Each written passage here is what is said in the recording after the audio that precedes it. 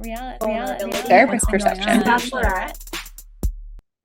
Hello and welcome back to Reactivity TV, where we give our therapist takes and perspectives on all of the trending shows and movies that you are currently watching. I'm Amy Albero. And I'm Catherine Van Eyck. We are two licensed therapists, and we're going to be talking to you about The Bear, Season 2, Episodes 1 through 5, at least in this part. And then we'll come back and do the last leg. Yes. Yeah.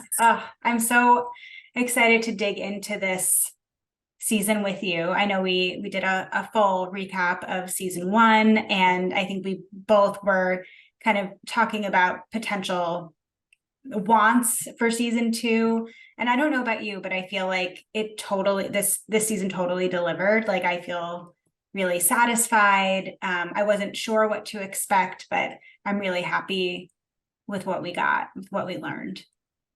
Me too. I love the way that, aside from therapy takes on this episode, I love the way that they dove into different characters and really developed most of them throughout the whole season, and that was really great to see. Yeah, I'm just sad that it was so short. I know. Because all the episodes are short, and then it was just like gone once it's got here. Yes, I know. So in those first 5 episodes, what really stuck out to you? Okay, so in the first few, they are getting ready. They are overhauling the beef into the bear, and it really seemed like, at least from the very, very beginning, that everybody had their hands in it. Everybody was really like in it, going, ready, including Carmy. And then we slowly started to see him shift out of that as soon as he re-met Claire. And so he started to lose himself a little bit in his new relationship, and forgetting about a lot of his responsibilities at the restaurant, and with his kind of, I mean, technically like co-lead on all of this, Sydney. So that transition, I just wanted to bring that up because Carmy really seems to have this all or nothing kind of behavior. And I don't know if that's just his way of going about things, because he's kind of always gone about things that way. Like, it was before, it was just all restaurant, no play. And correct me if I'm wrong, maybe this dips into the other 5 episodes, but when he does talk to Claire about parties, like, he'd never gone before. He'd never really ventured out into like a social world outside of his work. So you really started to see how new all of this was for him, and how exciting it was, and his feelings for Claire came on really strong. Clearly it was something that was like going on for him earlier. But yeah, I'm just gonna ramble now, so you can respond to my reaction first. No, I mean, yeah, that's such a good, I hadn't really thought about it from that framework of being all or nothing, but you're right. The first, I was kind of comparing season 1 to season 2, like the vibe, and season 1 was like fast and furious, like so high anxiety, high energy, high stress, like all in the restaurant. Like, that is literally all we saw. We didn't really get much context at all about anybody's personal life, like just a little snippets here and there. And you're right, like, he did go from all in the restaurant to all in this relationship. But as you were kind of framing it that way, it made me wonder if the stress and the pressure of the restaurant, coupled with his grief, that kind of processing of that is ongoing, like, if his relationship was a kind of convenient escape from dealing with the pressure and the responsibility of taking on this huge responsibility and this commitment to pay his uncle back in, a very short amount of time. And so there was a part of me that thought, like, is this an element of distraction from the responsibility, self-sabotage going on?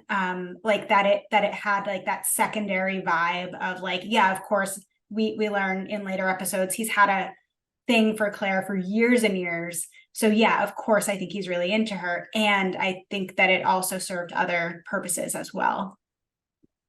Yeah, you're so right. There's a lot more to why he was unable to do both, unable to keep up with this huge project that he had committed himself to. And now this new relationship that he's now very serious about. Yeah. Yeah. Great. What's something that you had some thoughts on in those first five? Well, I think overall, and when we talk about episodes 6 through 10, I'll talk about the family context a little bit more, but overall, my main takeaway from the entire season was around Carmy's trauma, and his grief and the way that he dealt with that and the way that showed up in his life. And what stuck out to me most notably from the first couple of episodes was, I think it actually might have been in the first episode, Carmy is at his Al-Anon meeting and he is talking about how he hasn't experienced much enjoyment or amusement in his life. And he, in this wonderful monologue, he talked about how, his family didn't mean to, but they always kind of ruined it for him. He's now, like, as a result of the way that his family functioned, he grew to have this sense that the other shoe was always going to drop. And what Carmy is describing is a sense of hypervigilance that results from growing in a chronically stressed and chaotic environment. And again, we see truly what that looks like and actually feel what that feels like later in the season. But I really appreciated the way that monologue really demonstrated what the impact of growing up in that environment has on someone's day-to-day experience of, and we talk about this as therapists a lot, like joy and excitement are actually the most vulnerable emotions that you can probably ever experience, because it means maybe taking your hypervigilance down a little bit to be more present and engaged and not try to foresee a potential disaster coming. And so it's such a way to try to keep yourself feeling safe and secure. And so anyway, I'm rambling, but that's really what resonated for me is just this depiction of one way that CPTSD, complex post-traumatic stress disorder, can show up in someone's life. Mm-hmm. And the fact that he just had the insight around that, I loved. I think that we started to see that at the end of season 1. How introspective he was getting, and so yeah, we saw that kind of pick up right from the beginning of season 2, and then he just kind of leads with that, and kind of overlapping between what you and I were both reacting to. Maybe another kind of inference we could make as to why balancing the two was so difficult for him was because, like, he'd never done this before. He'd never experienced this joy. So how can he experience this joy in also the place where he experiences so much hell and so much of a challenge? I can see how difficult that must have been for him to try and group the two together and try to live in both worlds, because for him it seemed like they had to be two different worlds. They couldn't be interwoven. Yeah. Right. You're so right. And as you're describing that, my mind is like flashing and like can't help but flash to like the Christmas episode and kind of like really seeing that in action, but we'll get there. But next episode, next time on Reactivity TV. Anything else from these initial episodes that stuck out? Yeah, well, and this kind of a little bit goes off of Carmy's experience, but of course, as he starts to fade into the background with the restaurant, Sydney is suffering because of that. She is really growing a ton of self-doubt, not only because her partner in this is abandoning her in a lot of the work that they plan to do, but also she's hearing about all these restaurant closings, and she's hearing from her dad about his worries and concerns about what she's getting into. And it sounds like that's been a dialogue between the two of them for a while. But it is just like, it is ruminating with her, and it is, she is just being fueled with this self-doubt. Mm-hmm. And it just keeps building and building and building throughout these episodes. Mm-hmm. Mm-hmm. Yes. I know. As I was watching this, I was feeling for Sydney, and what almost frustrated me a little bit. And I was like trying to like put my therapist hat on to understand my frustration a little bit more. But I really felt like she was swallowing the reactions that she was having. Like there was a part of me that was like, dude, like, you know, talk to Carmy. Like, where the heck is Carmy? Like, what, you know, and yeah, like talk some sense into him. Yeah. And you know, I can imagine that, like, with that overwhelm that she must be feeling, perhaps her way of managing that overwhelm is to internalize it. Where we see Carmy, the way that he deals with overwhelm is to kind of like blow up. Like when he reaches his limit, he just kind of explodes. And so I was really trying to like get curious with myself about like why Sydney was not really taking action with Carmy, because that could have been a solution, is to just like talk to her partner about it. But what I do appreciate about Sydney and Carmy's relationship, or maybe a dynamic that was introduced into their relationship, was that they found a way to communicate through stressful times and using that, you know, sign language signal. And I thought that was genius. You know, Carmy talked about learning that in previous kitchens. And, you know, as a couples therapist, as a marriage and family therapist, that like when people are in a heated exchange, or when things are heated, it's like communication really doesn't happen in a productive way.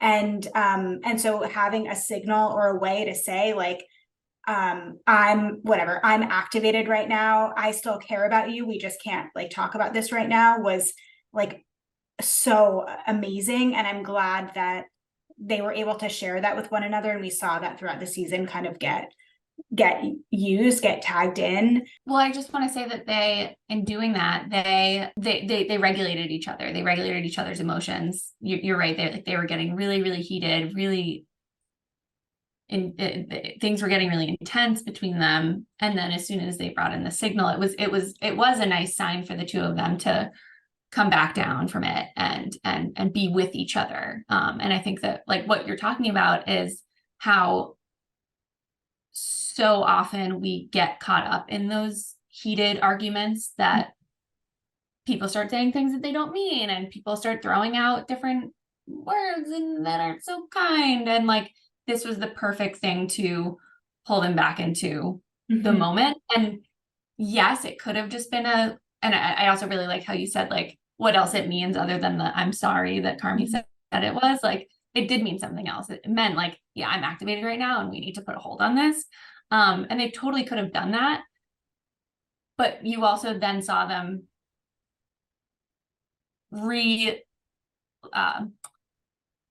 revisit what they were trying to say to each other, but from a more understanding and curious place, rather than this very activated, triggered position. Yeah, Yeah, for sure. Good for them. Good signal. I'm gonna bring that into my couple sessions. I know, I loved it. I loved it. They, you know, I was worried about their partnership at several points during the season, but there was enough of this and some other things that happened later in the season that made me feel like really hopeful for them both. Yeah. Just one last thing, kind of, you know, well, I know I said my like main takeaway from season one, I think was like change is hard, and we see that, and we see people reacting to change, and so we definitely see that in this season. We see Sugar, you know, kind of as she's telling more and more people that she's pregnant, or maybe not wanting people to know that she's pregnant, and her saying like, I just don't want things to be different. We see Ibra go to culinary school, and he's really reacting to things being different. So we see that, you know, I'm glad that stays consistent, because that feels more real. Like there is so much change and so much transition going on within the restaurant and within each of their lives. But the other thing that how about also Marcus going to what's it called? The Netherlands. Thank you. The Netherlands. And like, although his change was exciting and it was good, and he was really, really invested in it, it also meant that he had to leave his mom. And so like, although the change was exciting, it was still hard for him, because he was leaving someone and a situation that was very, very emotional and taxing for him. Yeah. Yes. And you know, along with my supervisor and I talk about this a lot, as he helps me think about like growing Revive or helping support therapists and things like that. And we often talk about the duality between pressure and support. Like when you are applying more pressure, maybe expecting more from people, or asking them to take on more responsibilities, you need to like apply or provide proportionate levels of support to meet the pressure that you're providing. And so what I loved to see, and we see this in a really great example in this second half of the season, is that like there are these opportunities that are given like to Tina. I mean, she is when Sydney promotes her to sous chef, like that melted my heart. But she's given when Carmy gave her the knife. Yeah. And he didn't ask for it back. Oh my God, all of it. And it was just such and you're describing, you know, Marcus going and like being in a completely different part of the world, away from his mom, and yet having all of this support from his chef that he worked with, from Carmy, from Sydney, from everybody. And so it was just such a nice demonstration of that. Like, yes, apply pressure, but still provide support. And if those relationships are balanced, then whoa, look at these people thriving. And so that was just such a great reminder to me of that, just in terms of management, or just like what helps people really truly thrive. So I loved seeing that. Yeah, that was a beautiful thing. Change can be a beautiful thing. Can. All right, well, I think we have a lot more to dig into. Episode 6 through 10. Yes. So we will be back with that. Stay tuned.